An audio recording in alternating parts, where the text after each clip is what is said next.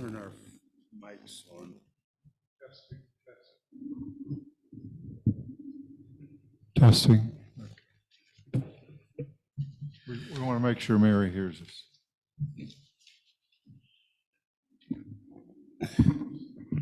Well, the other reason doing this is because the meetings do get recorded, and that can be a big help to whoever is doing the minutes to be able to review what's on the recording.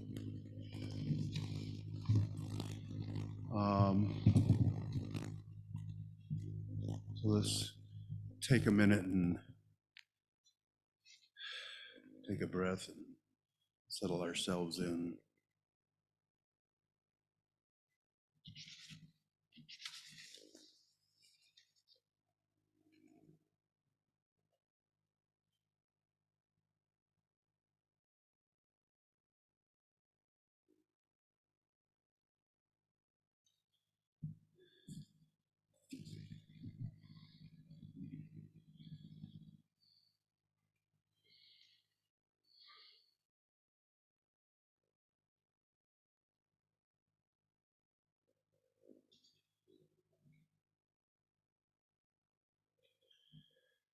Okay.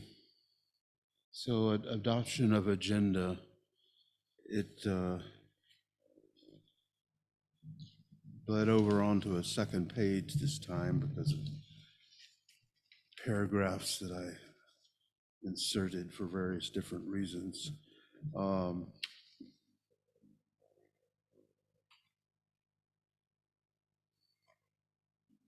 Pretty much the same structure as I've been using for the meetings, starting with reports and then getting down to business. We've got a couple of items of old business that we want to address. Arbor Day being one thing that we'll need to talk about along the way, and then there's the question of the budget, which we'll get to. I'll move approval of the agenda. Okay. We moved. Give me a second. I don't know. I'm fine with that. Any addition? Second. So all in favor? Aye. Aye. Okay. And minutes, you've had a chance to look them over.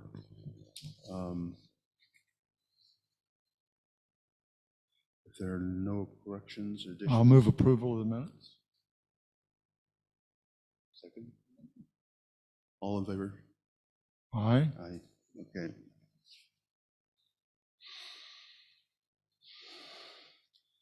So that was the March minutes that we approved. We still have not gotten January minutes. We'll need to go back to the recordings and reclaim those at some point. So moving on down, public comments.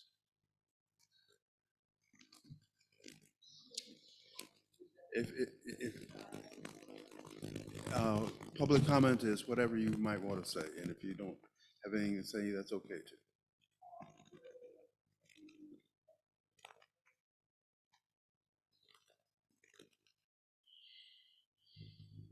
Why don't you tell us what's on your mind about it, and we'll go from there.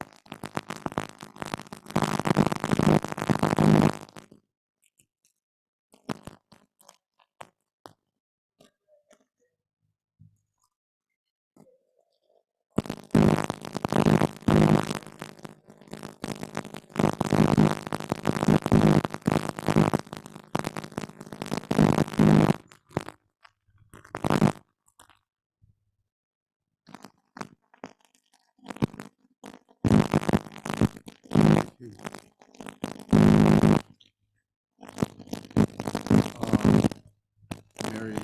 comment showed that I managed to somehow not put you on the agenda. So I exercised a little license here and stepped in with old business. Further, further discussion of the. Oh, okay, yeah. Okay. Okay. My eye didn't fall on it.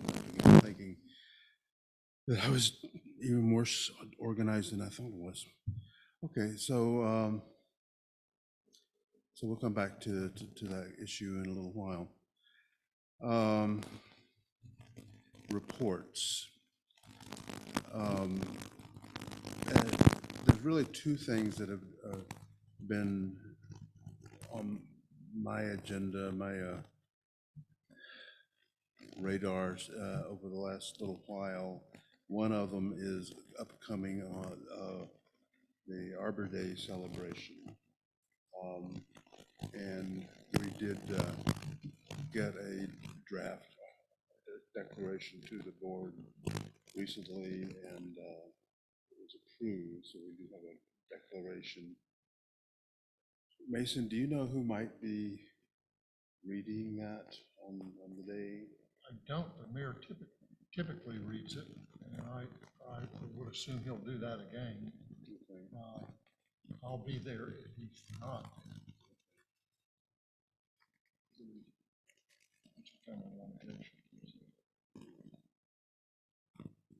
Okay.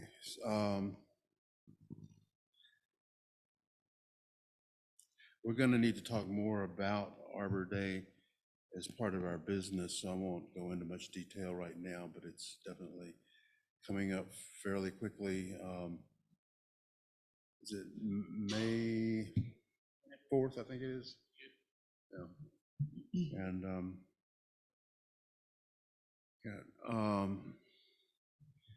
another thing that I have been interested in and concerned about is how to get what to do about mapping. I can see a lot of value of having a way of mapping our trees. And there are the GIS system, Global Information System, something like that. Many municipalities and governments use them. A lot of people use it, and it's literally a global system, and it's free to use. The challenge is having the right software and the training to make good use of it. So I've been looking for ways of what we could do to start using that more consistently as the base for keeping information about our trees. One example would be the tree inventory that we did back. And at that point, there was an intern that was working with the town that used the GIS to map the trees that we were part of that inventory, and they still exist someplace, and it's very helpful to if you have a GPS coordinates for whatever it is you're looking at, you can put that in the map and use a layer that will show exactly where it is. So we could as many trees as we wanted to have on a map, we could do it, and it could be used for various different aesthetic purposes.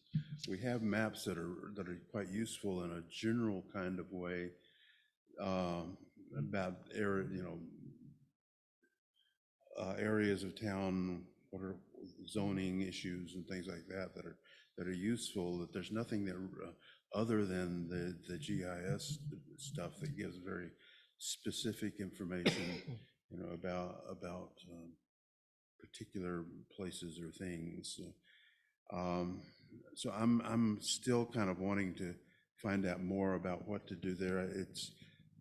there's a number of different organizations that will do educational things around that. It's also possible to go online and learn it for free, but you don't have any guidance or much guidance on how to go about learning, because it's a fairly complicated system. So it's something that I'm still trying to figure out an approach that would be useful to us.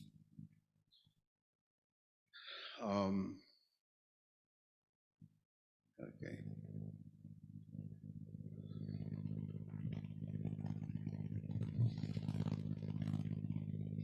Hey, Arrington. Welcome. No.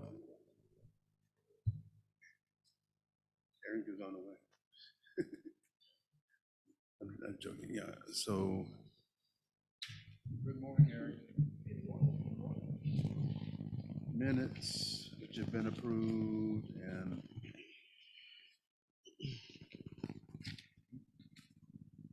I thought there was another agenda. Okay. So we're doing reports, and I was just giving mine. I was talking about looking into how we could learn enough, or how we could start using GIS mapping as a way of help, as an aid to the work we need to do.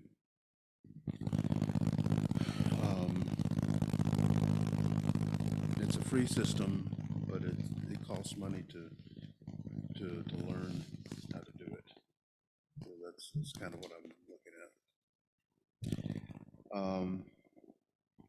So in terms of expenses, there might also be some software expenses that we would incur, but that's still an unknown for me at the moment.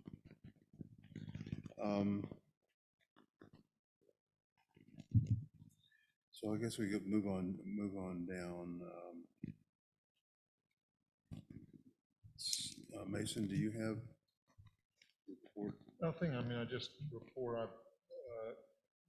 I work with Barry from time to time on improving tree removals, and have approved a couple batches of trees. They're continuing to remove their trees. Barry indicated to me in our last conversation that he will be up to date at the time of the spring in terms of getting all the trees that are scheduled to be removed all the way up there.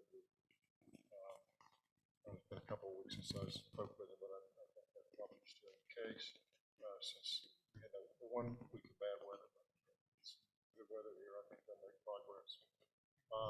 I also spoke to Barry about, it's interesting, I thought just as you have, Brad, about, that software.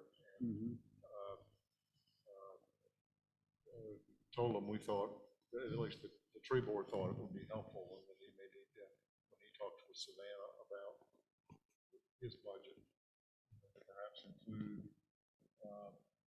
some expenses in there for dealing with the software, whatever expenses he's going to incur on his end.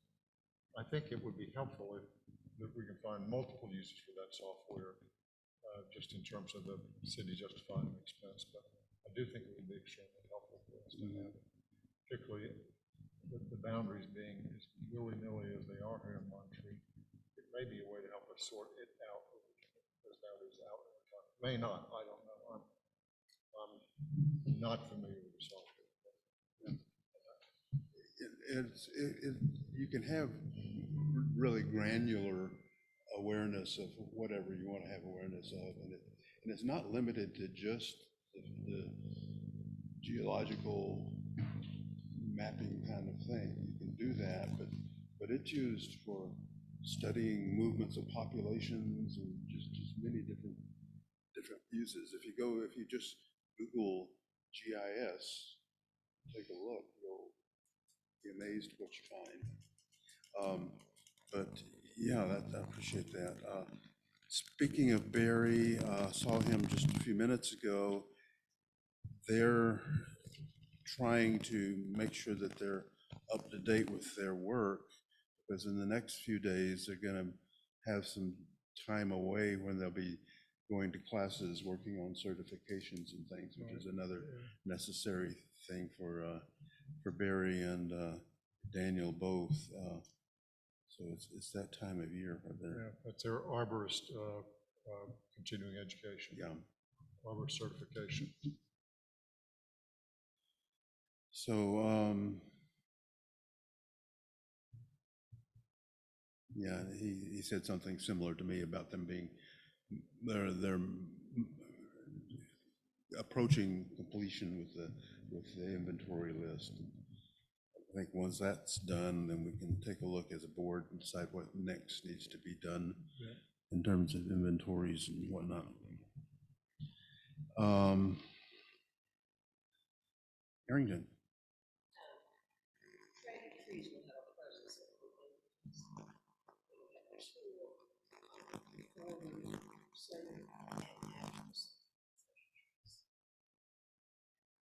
Before and after that, so that got worked out.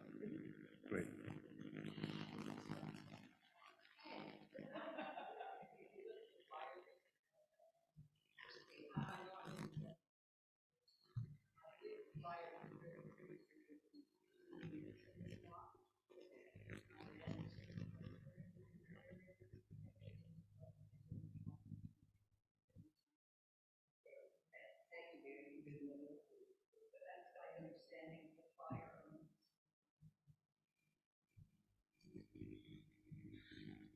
Okay.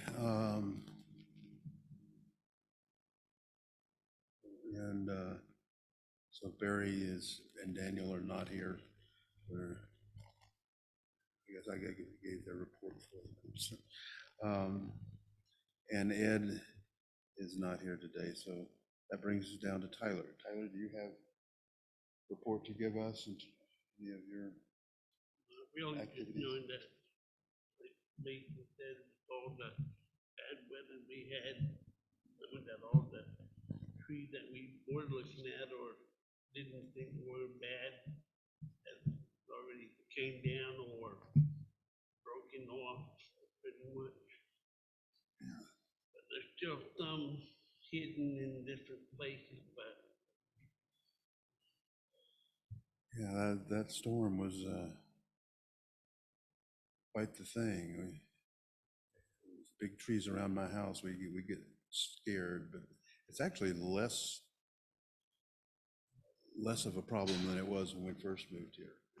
We had trees coming down left and right in my neighborhood, but they're not really out doing it now. Okay, so then moving down into old business. First thing is Arbor Day. So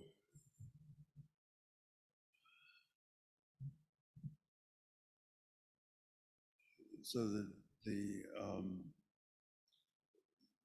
plant sale, it's May 4th, is that correct? And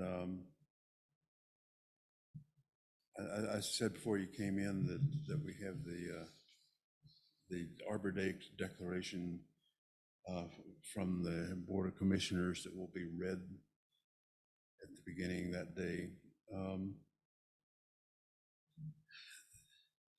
The main focus, largely because of Ed's energy and interest, has the focus is on the treasured trees, as you mentioned. Ed thinks that the Black Mountain Group, what do they call it, Swannanoa Valley. Well, it's like a tree board, only it's not quite a tree board. In Black Mountain, it's a large and active group, and they think that they've been doing signups, and they think they'll have maybe 50 people from that group coming to plant sale and to man a table for treasured trees that day, in addition to the walks. Gene and I took the step of purchasing a canopy that we will be able to use for tree board and Arbor Day stuff, and have it all there on the date, so we'll have protection from rain and You have your own and tent. we do, yeah.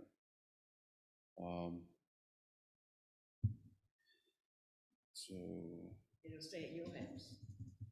yeah, it's our, Not in my basement. our canopy, yeah. It's a new thing to learn. Set it up the other day, and it's not hard to set up. It's well designed. It's kind of heavy. And you got somebody to help you. No, I mean, except other than Gene, it's, I'll be around that morning, but, Well, I think we need to set it up for Friday afternoon, don't you, guys? I don't know. It really depends. We have some real windy days still. Now, that'll be May. Usually it's the last week of April. We've had a lot of windy days where I typically do not put up the tents until the morning of. Because it doesn't take 2 seconds. Get the tables out sometimes, but yeah, it depends. If it's not windy, if there's no wind forecast, then that's fine. But you really have to Yeah. look at the weather because yeah.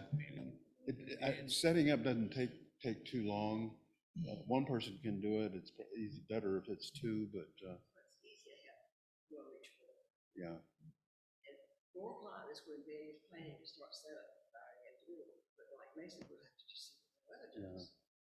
That's gonna work hardship on the bank as well. If it's windy. So- Put that on maybe. And she's gonna have volunteers there to help you do that. yeah, and I'll be there that afternoon too, so. well, I think we want to make sure we know where our tables are and be ready for the morning, even if it, Usually they're on the lake side. yeah. So, now, we're gonna have our table, and I've got some materials that I can bring along about trees and tree boards and stuff like that to put on the table. We'll have a table and 2 chairs for us to use. I think it would be good if we divided up among ourselves about when we're gonna be there through the day on, so that we can pretty much maintain a presence at the table.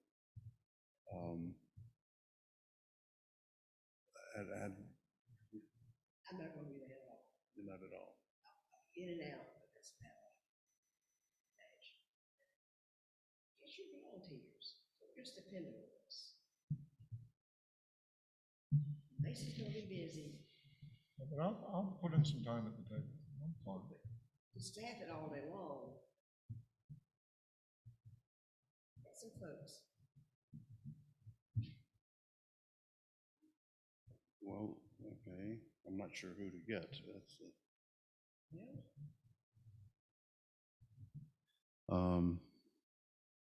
so if you come up, and if any of you have any ideas about people to talk to about it, that would be helpful.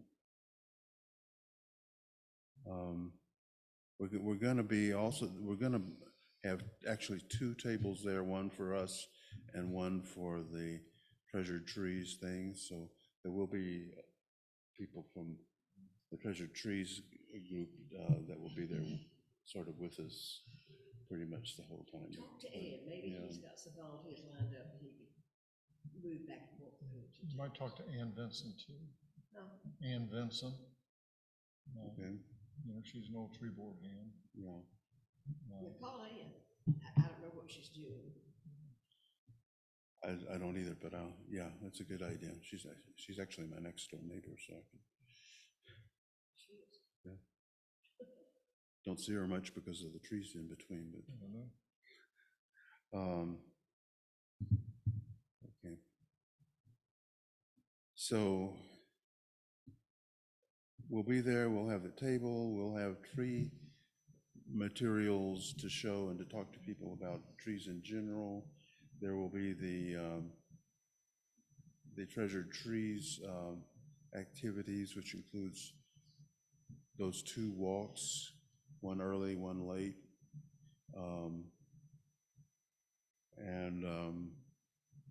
I think it'll be fun.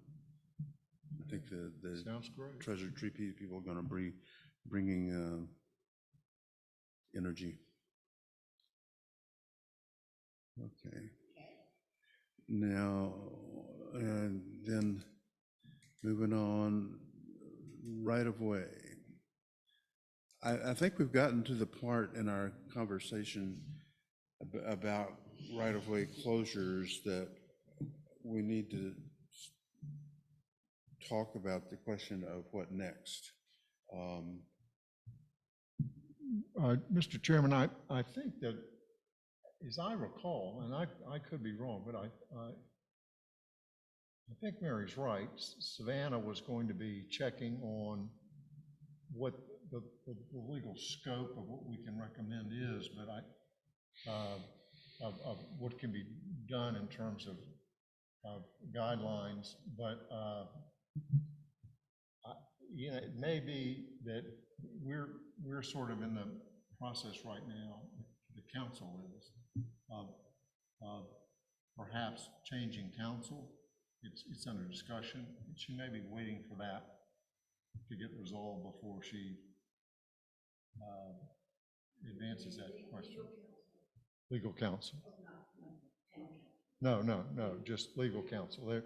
We're examining a firm in town. She's asked is a way to manage our legal budget, firms to provide sort of a fixed price type of setup. And we've gotten response from one firm. We haven't from our current firm. We talked with the one firm that has submitted it at the last meeting, made no decision. Probably will make a decision at the upcoming meeting, and she may be waiting for that before she assigns that little research project. But as I understood it, and again, my memory fails me frequently, but I thought what this group was inclined to make a recommendation to the commission that it adopt a series of guidelines that would include the protection of trees in its consideration of right-of-way vacation applications. But we were really looking to, how far can we go legally? And I'm sure the council will want those same things when it gets there. So we're not, I think I'll talk to Savannah. I've got another meeting with her after this meeting, and that's probably why she's not gotten back to us on that, but I'll remind her of that. And,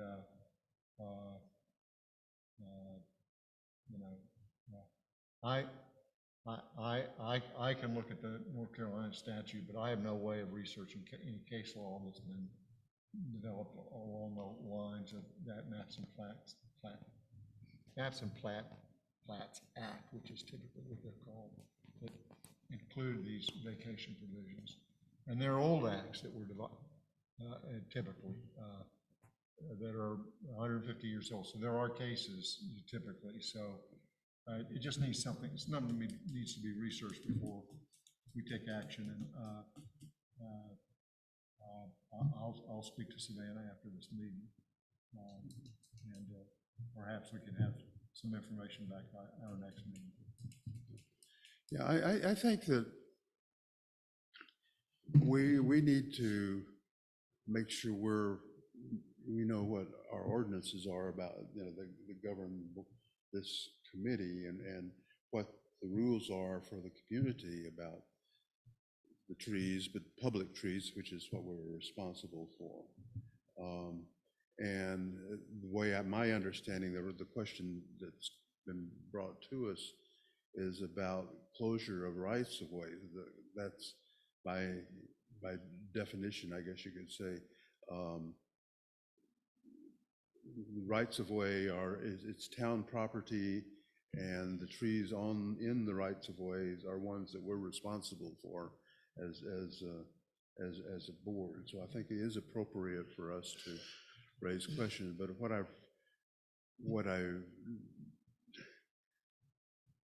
I think what we need is clarity in terms of, one, what the tree board role is in that setting, or could be, and I think that the council needs to think about a maybe more clearly stated policy about the question of closure of rights of way.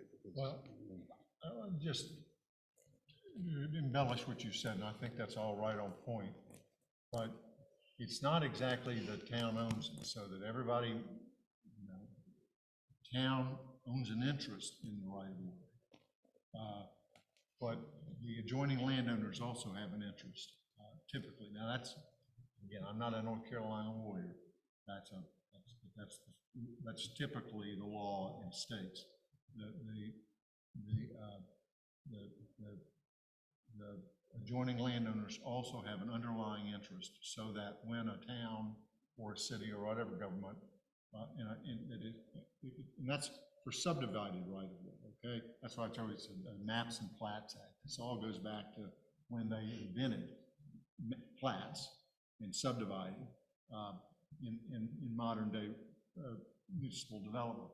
And the way it was drawn up then is that the town owned rather the town had essentially a right of way. That's why I call it a right of way. They've got a right of way over that area, but the adjoining landowners have the fee ownership, underlying fee ownership. And so when the town abandons the right of way, the ownership, full ownership, reverts back to the adjoining landowners. Okay, and so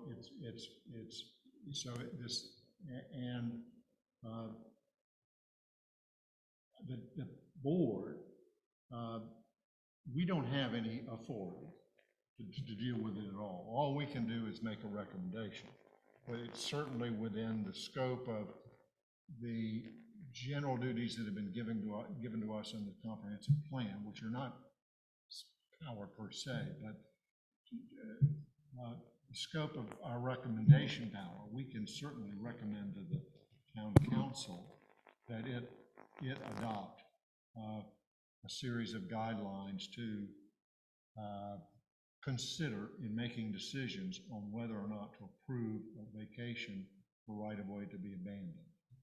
And that's the way it typically happens. A landowner will make an application for a right-of-way to be abandoned,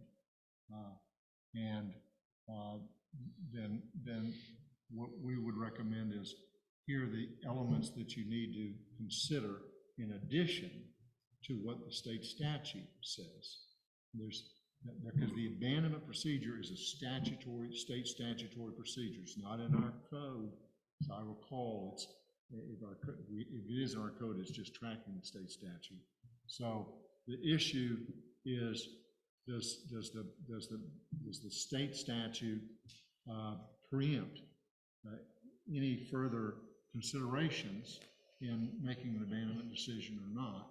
Or can the town adopt other criteria that it will consider in evaluating a petition or application for abandonment?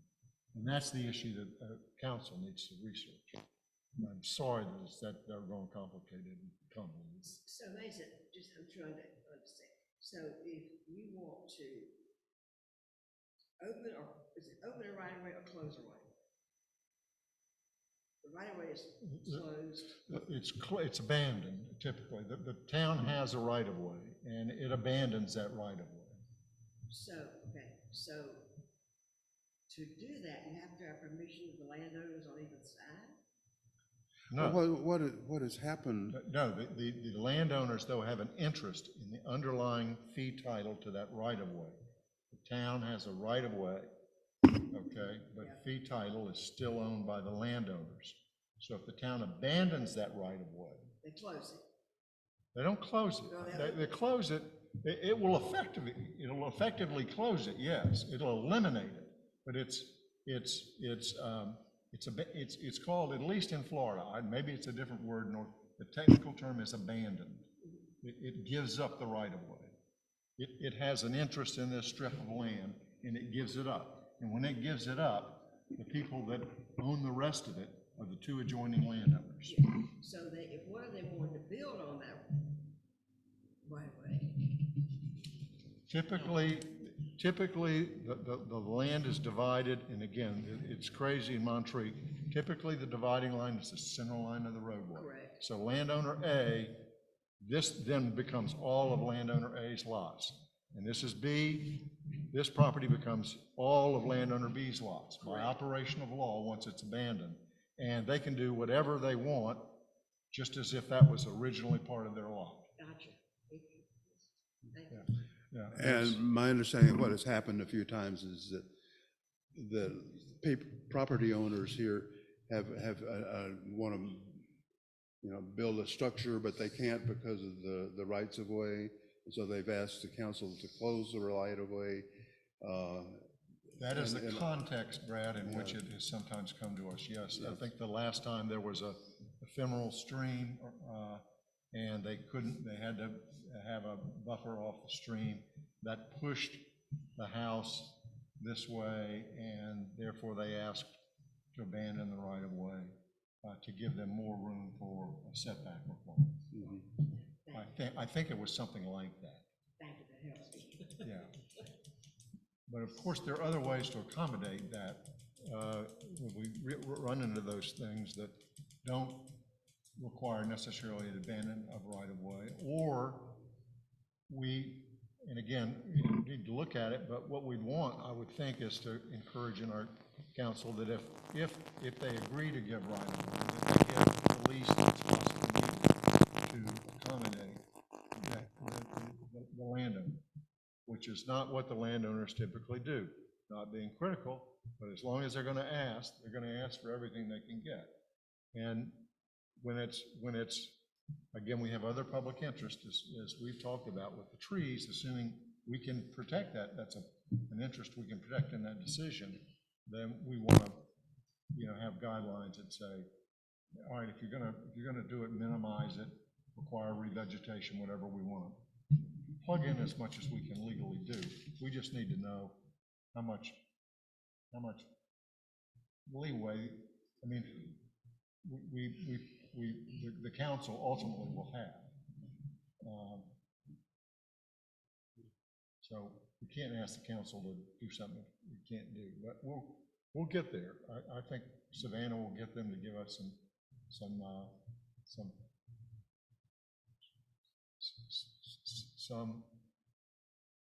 estimate of just what we can do in addition to what's set forth in the state statute, which may be nothing, but it may be we can provide for other considerations.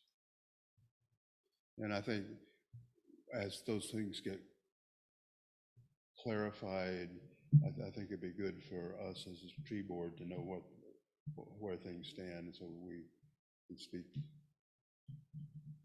rationally Yeah, that's right. about it. Yeah, So, exactly. So we're waiting for. Waiting for Savannah to get back with us from advice from council on whether and the extent to which we can supplement the requirements of the statute in terms of the guidelines that the council would adopt for consideration of abandonment. Okay.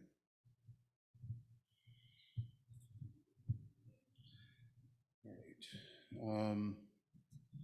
So then, anything else about that question?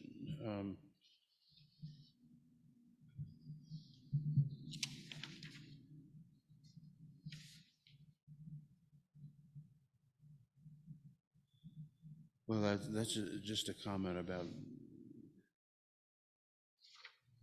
I just had put a note that the tree board, we seeing a need to to review the tree ordinance and, but it seems to me like we're maybe not quite to the point where that would, doing that in a more formal kind of way would be that helpful to us as a group. Well, I see that coming up pretty soon. Does anybody have any thoughts about that? Just about, look, we have, you can go anytime you want to and download a copy of the tree ordinance and read about the board and what we're supposed to be doing. And I think it's good to stay familiar with that.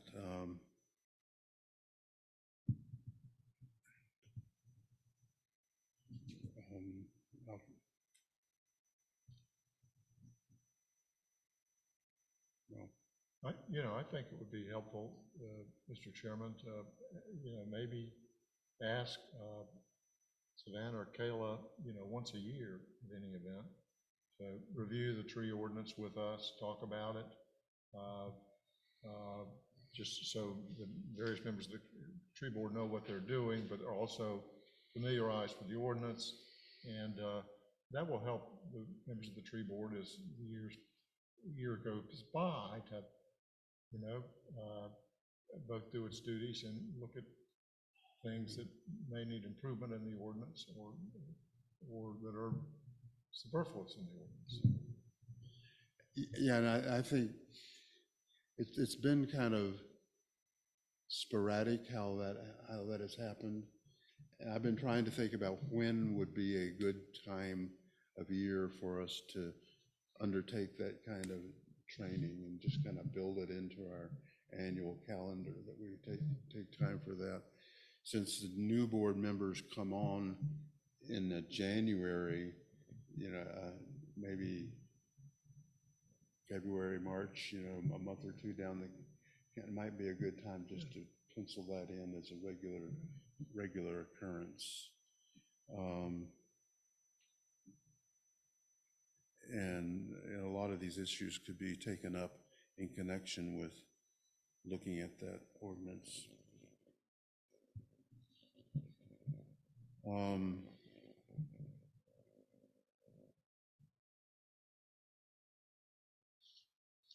That I've kind of come down to the bottom of the page. We don't really have new business today.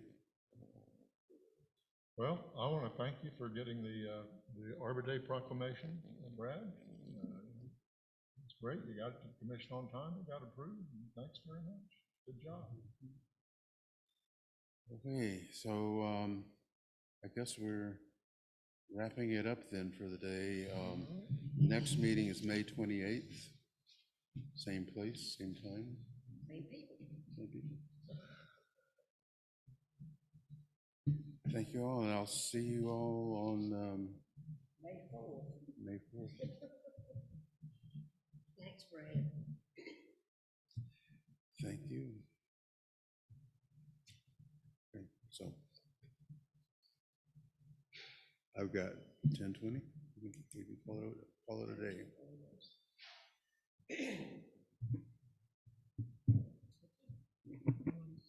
Thanks, Mary.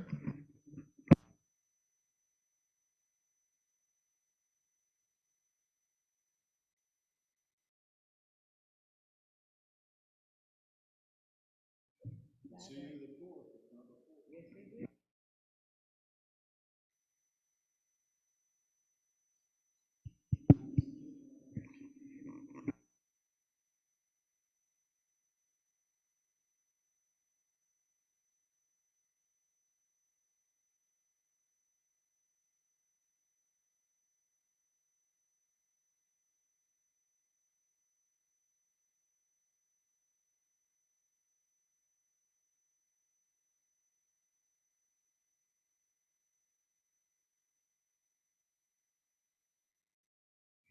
What I think means it needs charging.